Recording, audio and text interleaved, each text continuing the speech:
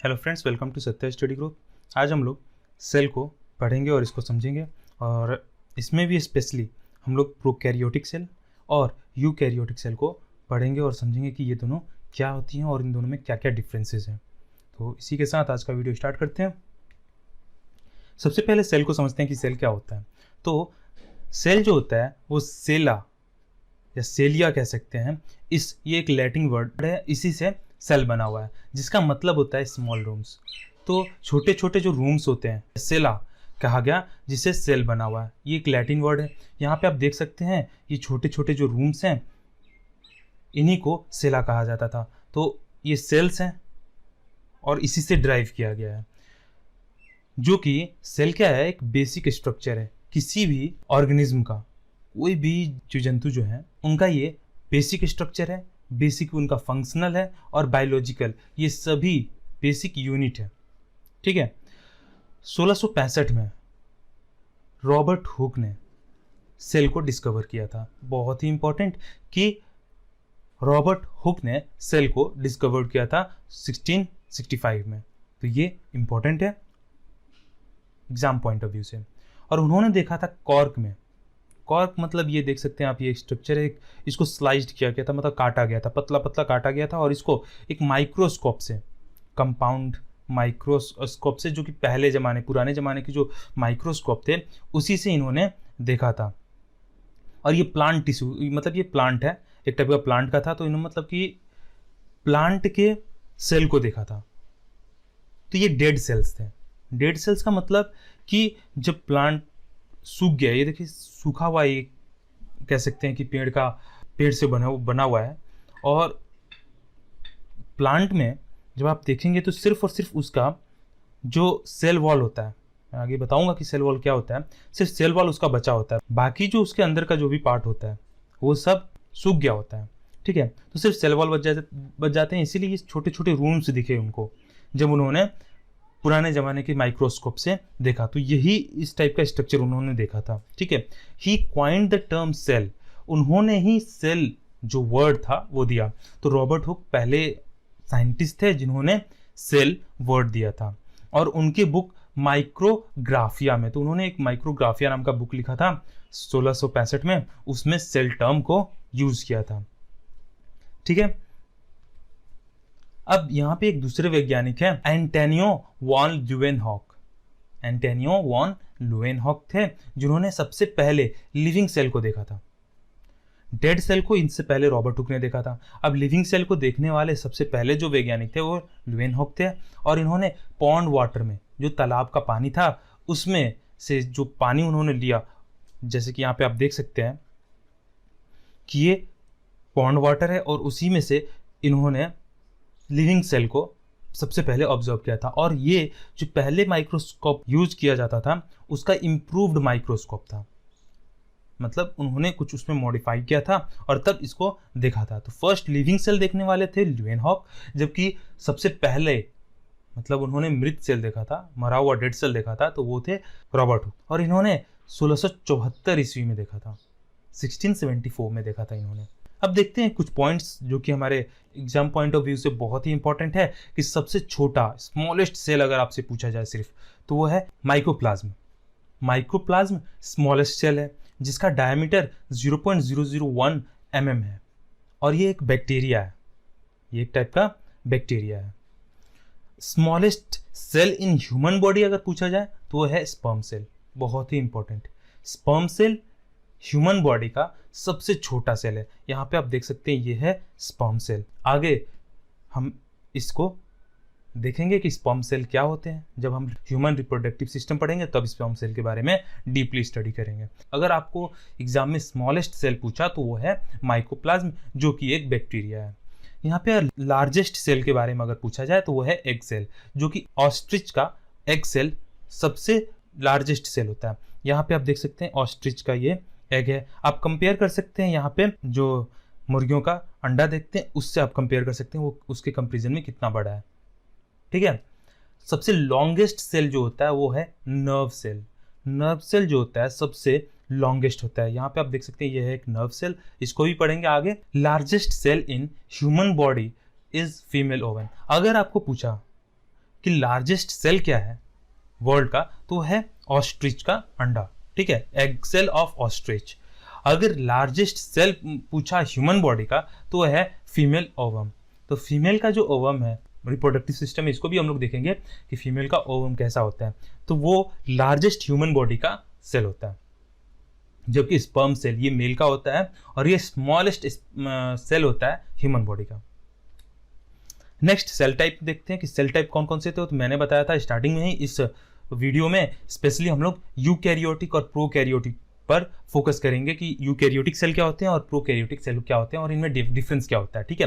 तो cell are of two type, eukaryotic जो which contain nucleus. Eukaryotic cell में nucleus होता है और प्रोकैरियोटिक सेल में न्यूक्लियस नहीं होता। ये मेन डिफरेंस है जिसको आप रिमेंबर कर सकते हैं कि यूकैरियोटिक सेल में न्यूक्लियस होता है, प्रोकैरियोटिक सेल में न्यूक्लियस नहीं होता। अब सबसे पहले समझते हैं कि न्यूक्लियस होता क्या है। जब सेल के स्ट्रक्चर को डीपली स्टडी करेंगे तो वहाँ पे स्पेशली इसको पढ़ा जाएगा कि न्यूक्लियस होता क्या है, उसमें क्या कंटेन करता है। अभी इसके लिए जान लें कि अगर ये एक सेल है तो यहाँ पे बीच में एक न्यूक्लियस होता है जिसको हम हिंदी में केंद्रक कह सकते हैं, और इसी में जेनेटिक मटेरियल कंटेन होता है। जेनेटिक मटेरियल का मतलब कि जो एक पीढ़ी से दूसरी पीढ़ी तक जो जेनेटिक इंफॉर्मेशन कंटेन करके रखता है, ले जाता है, मतलब यहाँ पे वो सभी जेनेटिक मटेरियल इसी न्यूक्लियस के अंदर रहते हैं।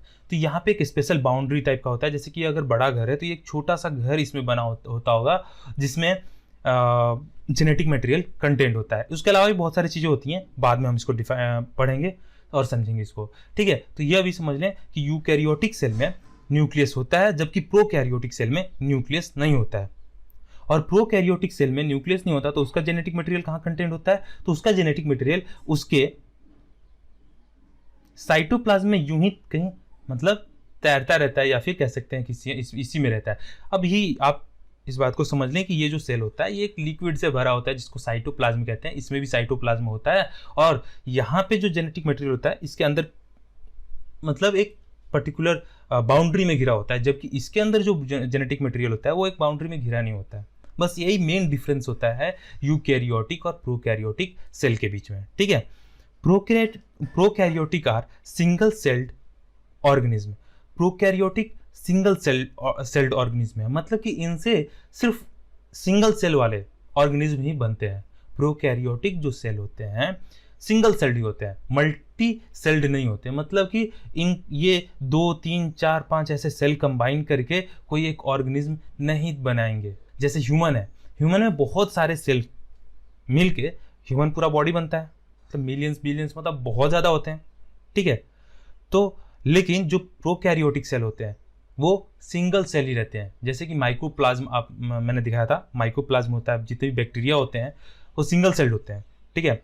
जबकि ह्यूमन बॉडी मल्टी सेल्ड है। इसका मतलब ह्यूमन का जो बॉडी बना हुआ है वो यूकैरियोटिक सेल से बना होगा, ठीक है। While eukaryotic can either be single celled or multicellular. बहुत ही इंपॉर्टेंट, यूकैरियोटिक सिंगल सेल्ड भी बनाते हैं और मल्टी सेल भी होते हैं। तो ये भी बहुत अच्छा डिफरेंस है कि प्रोकैरियोटिक से सिर्फ सिंगल सेल्ड ऑर्गेनिज्म बनते हैं, जबकि यूकैरियोटिक से सिंगल सेल्ड भी बनते हैं और मल्टी सेलुलर भी बनते हैं। प्रोकैरियोटिक सेल के बारे में अब हम पढ़ते हैं इसको कि ये क्या है specially. Prokaryotic is unicellular organism. अभी हमने पढ़ा यूनिसेलुलर मतलब सिंगल सेल्ड ऑर्गेनिज्म, ये सिंगल सेल वाले ऑर्गेनिज्म को बनाता है। ऐसा ऑर्गेनिज्म जो सिर्फ एक कोशिका का हो, एक सेल का बना हो, वो प्रोकैरियोटिक सेल उसको बनाता है। That lakhs a membrane bound nucleus. उसमें मेम्ब्रेन बाउंड न्यूक्लियस नहीं होता। मैंने बताया यहाँ पे कि यूकैरियोटिक जो सेल होते हैं उसमें मेम्ब्रेन का बाउंड नहीं होता, मतलब कि इस टाइप का, जैसे मेम्ब्रेन मतलब एक टाइप का समझिए कि झिल्ली टाइप का, जो मतलब एक पर्टिकुलर बाउंडिंग यहाँ पे नहीं होगा न्यूक्लियस का, ठीक है, वही बोल रहा है यहाँ पे। माइटोकॉन्ड्रिया नहीं होता इसमें माइटोकॉन्ड्रिया के बारे में अभी आगे पढ़ेंगे। माइटोकॉन्ड्रिया के बारे में हल्का फुल्का आप अगर जानते होंगे तो ये क्या है, पावर हाउस ऑफ सेल, ठीक है। तो माइटोकॉन्ड्रिया नहीं होता। Any other membrane bound organelle, कोई भी ऐसा ऑर्गेनल, इसमें बहुत सारे ऑर्गेनल्स होते हैं, सेल के अंदर भी बहुत सारे छोटे छोटे ऑर्गेनल्स होते हैं जो कि इसके फंक्शन में इसको सपोर्ट करते हैं, इसके कार्य में इसको सपोर्ट करते हैं, जो भी इसके अंदर काम होता है, तो वो सभी मेम्ब्रेन बाउंड नहीं होते हैं। मतलब स्पेशल उनके लिए कोई स्पेशल रूम नहीं होता कि इसके अंदर ही वो रहेंगे, ये सभी इसके अंदर तैर रहे होते हैं। जो भी इसके ऑर्गेनल होंगे भी तो इसके अंदर इस लिक्विड के अंदर तैर रहे होते हैं। याद रखिएगा इस बात को कि सेल के अंदर पूरा का पूरा लिक्विड टाइप का एक पदार्थ भरा होता है जिसे साइटोप्लाज्म कहते हैं, ठीक है। Prokaryote are divided into 2 domain. Prokaryote जो होते हैं वो 2 डोमेन में डिवाइड्स होते हैं, ठीक है। वो होते हैं एक आर्किया, एक बैक्टीरिया। ये बात नोट कर सकते हैं आप कि प्रोकैरियोटिक, आर्किया और बैक्टीरिया 2 डोमेन में डिवाइड होते हैं, जबकि यूकैरियोटिक सिर्फ एक ही डोमेन होता है उसका, ठीक है। Prokaryotic cell were the first form of life on earth. मतलब प्रोकैरियोटिक का मतलब पहले अगर आप समझें यहाँ पे, तो प्रो मतलब होता है बिफोर, और कैरियोट मतलब होता है न्यूक्लियस। तो प्रो मतलब बिफोर, कैरियोट मतलब न्यूक्लियस, मतलब न्यूक्लियस के आने से पहले का जो सेल होता होगा उसको प्रोकैरियोटिक सेल कहते हैं। नाम में इसका डेफिनेशन है, कभी भी आपको रिमेंबर करने की जरूरत नहीं होगी कि प्रोकैरियोटिक में क्या होता है क्या नहीं। मतलब न्यूक्लियस के बनने से, न्यूक्लियस का जो होता होगा, न्यूक्लियस का जो सेल बना होगा, न्यूक्लियस वाला जो सेल होता है, यूकैरियोटिक सेल होते हैं, उनसे पहले प्रोकैरियोटिक सेल होते हैं। मतलब लाइफ जो भी अर्थ पे होगा सबसे पहले बना होगा वो प्रोकैरियोटिक सेल से बना होगा। तो इसको कह सकते हैं कि सबसे पहले जो सेल आया होगा वो प्रोकैरियोटिक सेल आया होगा। दे आर सिंपलर, ये आसान होते हैं मतलब, और स्मॉलर होते हैं। किससे? यूकैरियोटिक सेल से। यूकैरियोटिक सेल से सिंपल इनका स्ट्रक्चर होता है, इनमें न्यूक्लियस नहीं होता और मेम्ब्रेन बाउंड कोई ऑर्गेनल्स नहीं होते हैं। कोई भी ऑर्गेन्स जो होंगे इसके मेंबर बाउंड नहीं होंगे, ठीक है। The DNA of prokaryotic cell consist of single circular chromosome. इसका जो डीएनए होता है, डीएनए क्या होता है? ये एक जेनेटिक मटेरियल होता है। ये आपको सेल डिवीजन में मैं बताऊंगा कि डीएनए का क्या इंपॉर्टेंट रोल है, ठीक है। तो जो डीएनए होता है इसका प्रोकैरियोटिक सेल का, ये एक सिंगल सर्कुलर क्रोमोसोम होता है। एक डीएनए से क्रोमोसोम बनता है और ये सिंगल सर्कुलर क्रोमोसोम होता है, ठीक है। That is direct contact with cytoplasm. और ये जो मैंने बताया कि इसमें जो क्रोमोसोम होता है इस न्यूक्लियस के अंदर होता है, जेनेटिक मटेरियल इसके न्यूक्लियस के अंदर होता है, जबकि इसका साइटोप्लाज्म जो ये लिक्विड है उसी के कांटेक्ट में होता है, डायरेक्ट कांटेक्ट में होता है। ये पॉइंट इंपॉर्टेंट है इसके लिए, ठीक है। नेक्स्ट देखते हैं, a prokaryotic cell has 3 region. Mainly prokaryotic cell में 3 रीजन में डिवाइड किया गया है इसको। मेनली 3 रीजन होते हैं जिसमें इसको डिवाइड किया गया है। पहला क्या है? Enclosing the wall is the cell envelope. Cell का इनवॉल्व होगा, मतलब कि अगर कोई सेल है, अगर यहाँ पे मान लीजिए ये वाटरी फ्लूइड टाइप का कोई सब्सटेंस है यहाँ पे, जिसको साइटोप्लाज्म कहते हैं। ये साइटोप्लाज्म यहाँ पे जो लिक्विड है ये भरा हुआ है, ठीक है। तो इसको कोई बाउंड करने के लिए तो होगा, बाकी ऑर्गेनल को बाउंड मत करे, लेकिन इसको तो बाउंड करना होगा ना। तो इसको बाउंड करने के लिए एक इन्वेलप होगा। तो जो सबसे पहला जो इन्वेलप होता है वो प्लाज्मा मेम्ब्रेन होता है। प्लाज्मा मेम्ब्रेन ये सबसे पहला पतला सा झिल्ली होता है, ये बहुत पतला होता है, ठीक है। बहुत सारे जो प्रोकैरियोटिक होते हैं सिर्फ उनमें सिर्फ ये मेम्ब्रेन ही होगा, ठीक है। फिर उसके बाद सेल वॉल होता है। सेल वॉल स्पेशली हम देखेंगे जब हम प्लांट के बारे में पढ़ेंगे, प्लांट के सेल को मतलब जब हम डिस्क्राइब करेंगे तो उसमें देखेंगे कि सेल वॉल होता है। सेल वॉल थोड़ा हार्ड होता है, सेल वॉल हार्ड होता है, ठीक है। और उससे भी टफ यहाँ पे कैप्सूल होता है जो कि सबसे आउटर लेयर होता है। तो सबसे पहला लेयर होता है प्लाज्मा मेम्ब्रेन, उसके बाद सेल वॉल होता है और उसके सबसे आउटर में होता है कैप्सूल। कुछ ऐसे मतलब बहुत सारे ऐसे प्रोकैरियोटिक सेल होते हैं जिनमें सिर्फ प्लाज्मा मेम्ब्रेन ही होते हैं, बाकी ये दोनों लेयर नहीं होता है। कुछ ऐसे होते हैं जिनके पास प्लाज्मा मेम्ब्रेन और सेल वॉल होते हैं, और कुछ ऐसे होते हैं जिनमें तीनों होता है, प्लाज्मा मेम्ब्रेन, सेल वॉल और कैप्सूल। ये बाहर वाला जो स्ट्रक्चर है इसको कैप्सूल कहते हैं। तो ये इसका ये लेयर है, आउटर लेयर है, जो कि एक प्रोकैरियोटिक सेल को मतलब एक स्ट्रक्चर देता है, ठीक है। Envelope gives the rigidity to the cell.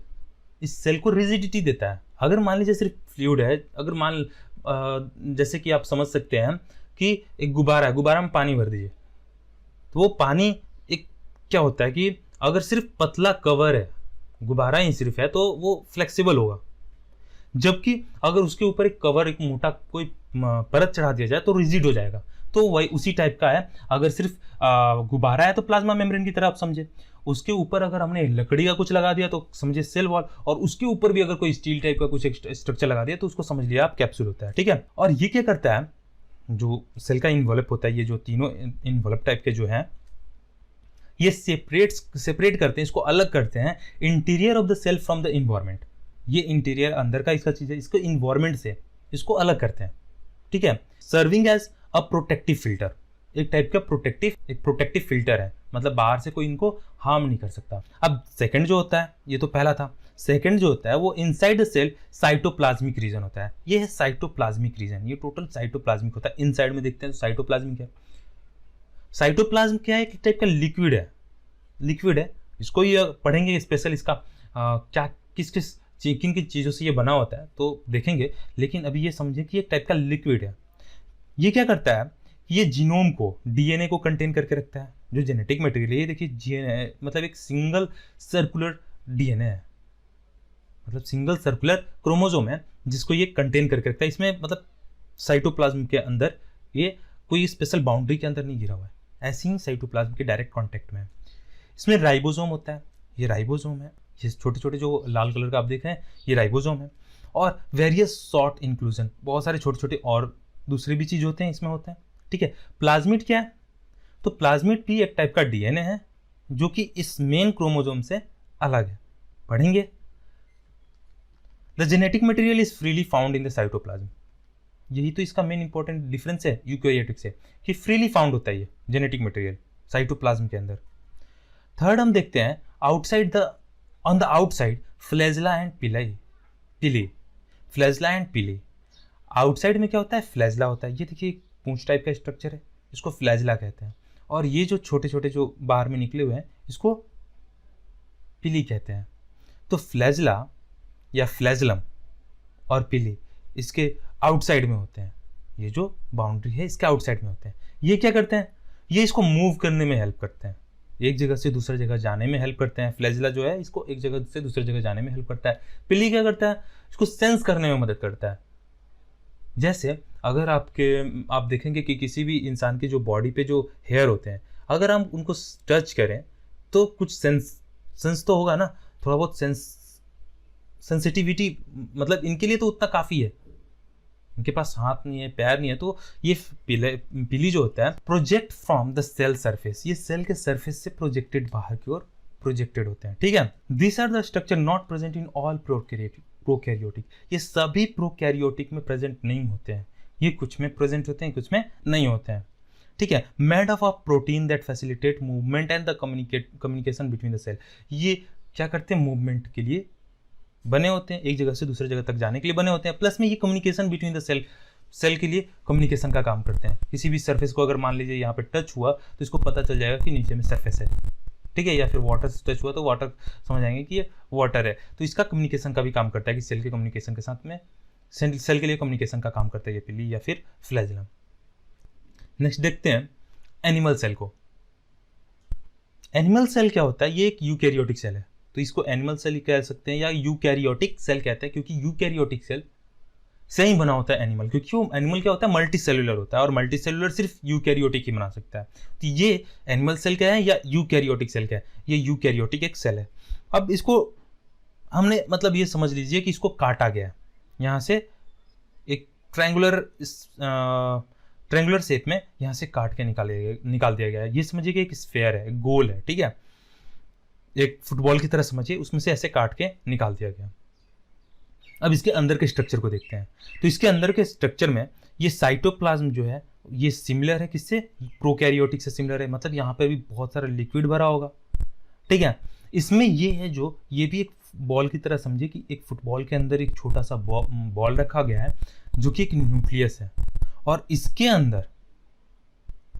अंदर जेनेटिक मटेरियल कंटेन करके रखा गया। तो यहाँ पे आप देख सकते हैं ये क्या है, न्यूक्लियस है, और न्यूक्लियस के अंदर न्यूक्लियर पोर होता है, यहाँ पे छोटे छोटे छेद होते हैं। इनका क्या काम है इन छेद का, तो ये बाद में हम डिस्कस करेंगे जब सेल के पूरे सेल के ऑर्गेनल्स को अलग अलग से हम लोग डीपली स्टडी करेंगे उसमें, ठीक है। ये न्यूक्लियोलस है, इसमें एक जेनेटिक मटेरियल कंटेंट होता है, इसमें क्रोमोसोम होता है, ठीक है। ये न्यूक्लियोप्लाज्म है यहाँ पे, मतलब कि इसके अंदर भी जैसे यहाँ पे साइटोप्लाज्म है, लिक्विड टाइप का। साइटो मतलब क्या होता है, सेल होता है, प्लाज्म मतलब लिक्विड होता है, तो साइटोप्लाज्म है। वैसे ही यहाँ पे न्यूक्लियोप्लाज्म है। न्यूक्लियर इन्वॉल्प है, यहाँ पे न्यूक्लियर इन्वॉल्प है, जैसे कि ये एक इन्वेलप है, वैसे ही ये न्यूक्लियर इन्वेलप है, कुछ इसका बाउंड्री है। और इसी कारण से तो डिफरेंस है प्रोकैरियोटिक और यूकैरियोटिक में, क्योंकि इसके पास एक न्यूक्लियर का एक स्पेशल बाउंड्री है, इन्वेलप है, जबकि प्रोकैरियोटिक में ऐसा नहीं था। यहाँ पे आप देख सकते हैं RER, रफ इंडोप्लाज्मिक रेक्टिकुलम। यहाँ पे रफ इंडोप्लाज्मिक रेक्टिकुलम है, इसका क्या काम है पढ़ेंगे। यहाँ पे स्मूथ इंडोप्लाज्मिक रेक्टिकुलम होता है, स्मूथ इंडोप्लाज्मिक रेक्टिकुलम SER, ठीक है। RER SER, इसके भी अलग अलग फंक्शंस हैं। यहाँ पे आपको माइटोकॉन्ड्रिया दिखेगा, जो कि प्रोकैरियोटिक में नहीं होता है, ठीक है। गोल्जी अपरेटस है, ये गोल्जी अपरेटस है। यहाँ पे सेंट्रोजोम है, सेंट्रियोल है, लाइसोसोम है, राइबोसोम है, सीलियम, यहाँ पे सीलिया टाइप का स्ट्रक्चर है, जो कि हम लोग प्रोकैरियोटिक में देखे थे, फ्लैजेलम। यहाँ पे सेल मेम्ब्रेन है, ये जो सेल का मेम्ब्रेन है, मतलब एक क्या है, आउटर लेयर है, सेल मेम्ब्रेन है। अगर यही एनिमल सेल के बजाय अगर आपको प्लांट का सेल होता तो इसमें सेल वॉल भी होता, एक हार्ड रिजिड स्ट्रक्चर होता। इसीलिए प्लांट का कभी भी सेल देखेंगे या फिर प्लांट की जो टहनियाँ होती है वो हार्ड होती हैं एनिमल के सेल से, क्योंकि उसमें सेल वॉल होता है जो उसको और रिजिडिटी प्रोवाइड करता है। उसमें भी सेल मेम्ब्रेन होता है, लेकिन एक सेल वॉल भी होता है। अब यूकैरियोटिक सेल के बारे में पॉइंट वाइज समझ लेते हैं। This cell are about 15 time wider than the typical prokaryotic. जो प्रोकैरियोटिक सेल होते हैं उनसे 15 गुना ज़्यादा वाइडर होते हैं, और can be as much as 1000 time greater in volume. Volume में, उसके आयतन में हजारों गुना ज़्यादा होता है, मतलब प्रोकैरियोटिक सेल से ये बहुत बड़ा होता है। सिंपल सी बात है, क्योंकि इसमें स्पेशल रूम है। अब समझ ले, एक कमरा है और एक बहुत बड़ा बिल्डिंग, किसी का एक छोटा सा घर है और एक बहुत बड़ा बिल्डिंग है। बहुत बड़े बिल्डिंग की जरूरत इसलिए पड़ी क्योंकि उसमें बहुत सारे रूम्स बनाने पड़ेंगे।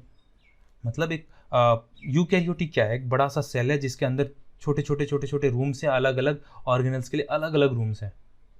और जबकि प्रोकैरियोटिक में कोई रूम नहीं है, तो एक सिंगल रूम है, तो ये छोटा ही होगा ना, ऑब्वियस सी बात है।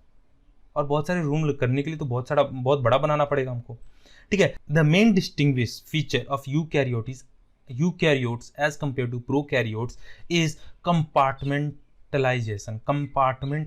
अब ये क्या है, तो ये कंपार्टमेंट में बटा हुआ है, हर एक कंपार्टमेंट में बटा हुआ है। पीछे हमने देखा कि ये हर एक कंपार्टमेंट में, अलग अलग कंपार्टमेंट में क्या हुआ है, बटा हुआ है, जबकि प्रोकैरियोट में कंपार्टमेंटलाइजेशन नहीं था, कंपार्टमेंट में बटा नहीं था। The presence of membrane bound organelles, जितने भी इसके ऑर्गेनल्स है वो सब मेम्ब्रेन से बाउंडेड है, उनके लिए अलग अलग मेम्ब्रेन बाउंड है। ये तो सेल का मेम्ब्रेन है और ये इसके ऑर्गन का मेम्ब्रेन है। इसको कंपार्टमेंट कह सकते हैं। In which specific activity take place, तो इसका ये जो ऑर्गन है, मान लीजिए ये आप RER है, तो RER का जो भी काम होगा वो इसी के अंदर होगा, ना कि इधर उधर जाके होगा। ये राइबोसोम है तो यहीं पे होगा, जबकि इसका राइबोसोम, इसके राइबोसोम का कोई पर्टिकुलर स्पेस नहीं है, ठीक है। Most important among this is cell nucleus. इसमें सबसे इंपॉर्टेंट क्या है, सेल का न्यूक्लियस है। सेल का न्यूक्लियस जो होता है वो एक डिफाइंड मेम्ब्रेन से घिरा होता है, जबकि इसका न्यूक्लियस नहीं होता है। This nucleus give the eukaryotes its name which means true kernel. Eukaryote का मतलब होता है, जैसे प्रोकैरियोट का मतलब होता है, प्रो मतलब बिफोर, कैरियोट मतलब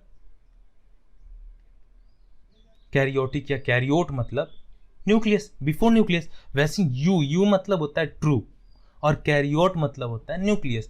ट्रू न्यूक्लियस जिस सेल में पाया जाता है उसे यूकैरियोटिक सेल कहते हैं, ठीक है। अदर डिफरेंस इंक्लूड, और दूसरे क्या क्या डिफरेंसेस हैं यूकैरियोटिक सेल में और प्रोकैरियोटिक सेल में, वो देख लेते हैं। The plasma membrane resemble that of prokaryotic in function. जो इसके अंदर प्लाज्मा मेम्ब्रेन है जो मेम्ब्रेन है वो सेम रिजेंबल करता है किससे, प्रोकैरियोटिक में जैसा फंक्शन करता है वैसे ही यूकैरियोटिक फंक्शन करता है। Minor difference is the setup, cell wall may और मे नॉट बी प्रेजेंट। जो यूकैरियोटिक सेल है उसमें सेल वॉल हो भी सकता है, नहीं भी हो सकता है, ठीक है। The eukaryotic DNA is organized in one or more linear molecules. जो यूकैरियोटिक के डीएनए होते हैं वो एक या एक से अधिक लीनियर मॉलिक्यूल में ऑर्गेनाइज्ड होते हैं, एक या एक से अधिक लीनियर मॉलिक्यूल्स में ऑर्गेनाइज्ड होते हैं, और इस ऑर्गेनाइज फॉर्म से क्रोमोसोम बनता है, ठीक है। All chromosomal DNA is stored in the cell nucleus. और ये जो क्रोमोसोम है ये कहाँ होता है, न्यूक्लियस के अंदर होता है, न्यूक्लियस के अंदर होता है।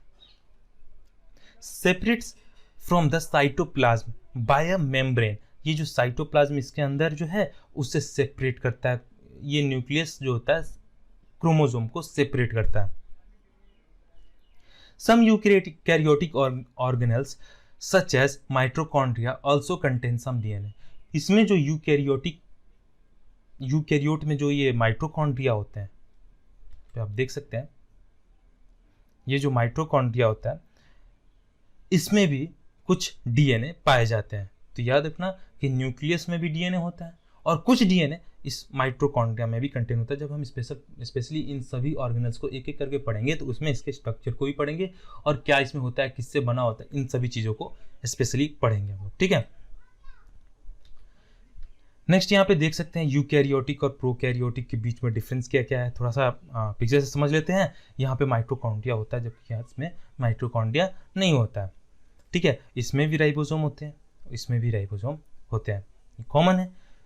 इसमें न्यूक्लियोइड्स होता है, कैप्सूल, इसके आउटर लेयर में एक कैप्सूल टाइप का होता है, ये सेल वॉल होता है, ठीक है, और ये सेल मेम्ब्रेन होता है। अगर यूकैरियोटिक एक एनिमल सेल है तो इसमें सेल मेम्ब्रेन होगा, और अगर प्लांट सेल है तो उसमें सेल वॉल भी होगा। मेम्ब्रेन इनक्लोज्ड न्यूक्लियस, जो ये न्यूक्लियस है उसके चारों तरफ ये मेम्ब्रेन होता है, एक टाइप का लेयर होता है जो कि न्यूक्लियस को साइटोप्लाज्म से अलग करता है, ठीक है।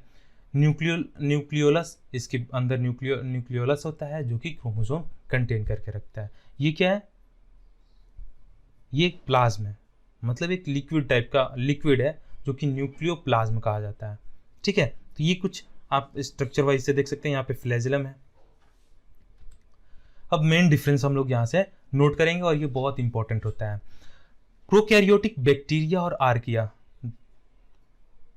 प्रोकैरियोटिक के अंदर आते हैं, जबकि यूकैरियोटिक में प्रोटिस्टा, फंगाई, प्लांट्स और एनिमल्स, ये सभी यूकैरियोटिक सेल से बने होते हैं। प्रोटिस्टा हो गया, फंगी हो गया, प्लांट्स हो गया, एनिमल्स होंगे, ये सभी यूकैरियोटिक सेल से बने होते हैं। इनका साइज जो होता है 1 से 5 माइक्रोमीटर होता है, 1 से लेके 5 माइक्रोमीटर के, 1 माइक्रोमीटर और 5 माइक्रोमीटर के बीच में होता है, जबकि ये लगभग 10 माइक्रोमीटर से लेके 100 माइक्रोमीटर के बीच में यूकैरियोटिक सेल्स होते हैं।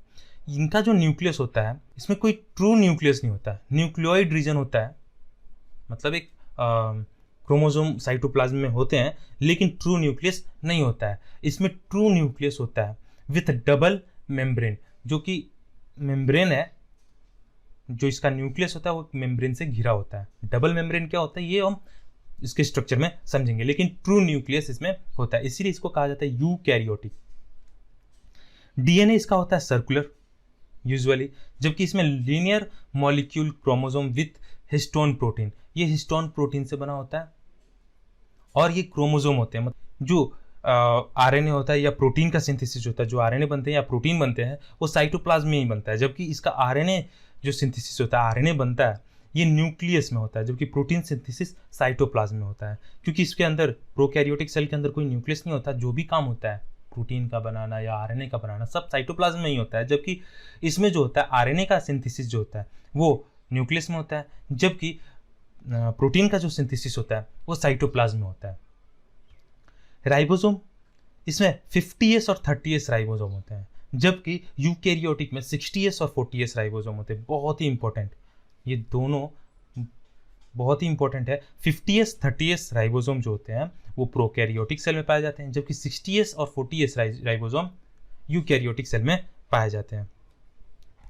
माइटोकॉन्ड्रिया देखते हैं, इसमें नहीं होता है, जबकि इसमें बहुत सारे होते हैं, थाउजेंड्स में होते हैं। इस क्लोरोप्लास्ट इसमें नहीं होते हैं, जबकि इसमें एल्गी और प्लांट में होते हैं, एनिमल सेल में नहीं होते हैं। यूकैरियोटिक सेल अगर भी वो प्लांट का है और एल्गी का है तो इसमें क्लोरोप्लास्ट होंगे। ऑर्गेनाइजेशन देखें, यूजुअली सिंगल सेल होता है। प्रोकैरियोटिक से सिंगल सेल ऑर्गेनिज्म ही बनते हैं, जबकि इसमें सिंगल सेल भी बनते हैं, सिंगल सेल ऑर्गेनिज्म भी होते हैं और मल्टी सेलुलर ऑर्गेनिज्म भी होते हैं।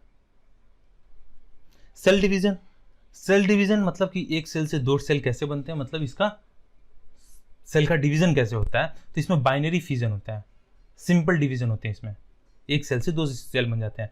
जबकि इसमें माइटोसिस, मियोसिस दो टाइप के सेल डिवीजन होते हैं। तो इनको सेल डिवीजन जब हम पढ़ेंगे तो उसको डीपली स्टडी करेंगे कि सेल डिवीजन कैसे होते हैं, माइटोसिस मियोसिस क्या होता है। क्रोमोसोम्स, इसमें सिंगल क्रोमोसोम होता है, जबकि इसमें मोर देन वन क्रोमोसोम भी हो सकते हैं। मेम्ब्रेन क्या होते हैं, इसमें सेल मेम्ब्रेन होता है, इसमें सेल मेम्ब्रेन भी होता है और मेम्ब्रेन बाउंड ऑर्गेनल्स भी होते हैं। इसमें सिर्फ एक सेल का मेम्ब्रेन होगा, जबकि इसमें क्या होगा, सेल का मेम्ब्रेन तो होगा ही, उसके अंदर भी न्यूक्लियस का मेम्ब्रेन होगा, इसमें बाकी जो ऑर्गेन्स होंगे उनके भी मेम्ब्रेन होंगे, ठीक है। तो इसमें दूसरे ऑर्गेनल्स के भी मेम्ब्रेन होते हैं। तो इसी के साथ आज का वीडियो हम समाप्त करते हैं और आई होप आपको ये वीडियो अच्छी लगी होगी, कुछ आपको समझ में आया होगा। अगर आपको समझ में आता है तो उसको लाइक करें, इनकरेज करें, आगे भी वीडियो बनाया जाएगा। बायोलॉजी से रिलेटेड बहुत सारी वीडियो अगर आपको चाहिए तो इसको लाइक करें, शेयर करें। Thank you.